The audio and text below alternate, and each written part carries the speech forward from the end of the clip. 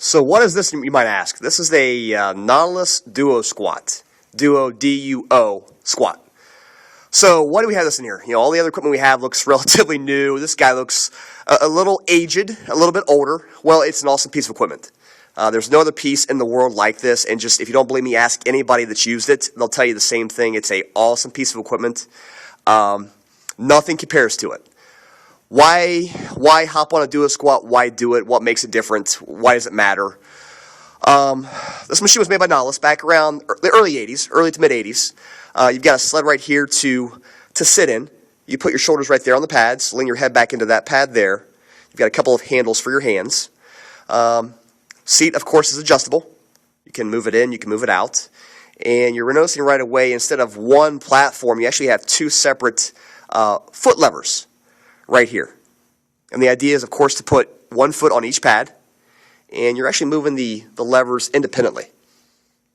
There are a couple ways you can do this. One way, of course, would actually be to move the weight out simultaneously, line these pads up and press out simultaneously. But when you do it that way on the Duo Squat, you're getting kind of like a half squat. The range of motion is decreased when you move it out simultaneously. The ideal way to do this is to put both feet up and press the weight out, and then do each leg unilaterally. So you would press your left leg out, you'd bring it in, press it out, bring your right leg in, press it out, bring your left leg in, press it out, over and over like that until you reach failure.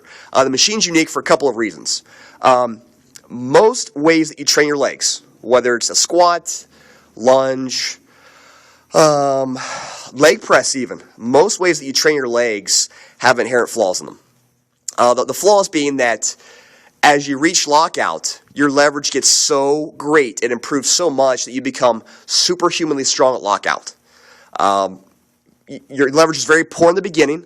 When your legs are back towards your shoulders, you have very poor leverage. But as you press your legs out and lock your legs out, you become very, very, very strong. And most manufacturers of equipment don't have a way to deal with that increased strength. So what happens a lot of times is when you're doing a leg press or a squat or a lunge, when you get towards the very top, the last 7, 6, 5 inches become a piece of cake to do.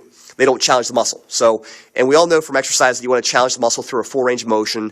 If you're doing a squat, you don't want to only have half of the exercise being hard. You want to have the entire range of motion hard and effective. So this machine here actually has a reverse cam. The way they got around the engineering problem was by incorporating a reverse cam. And I know the machine looks pretty damn simplistic, but in reality it's an engineering feat. So you've got a reverse cam right here.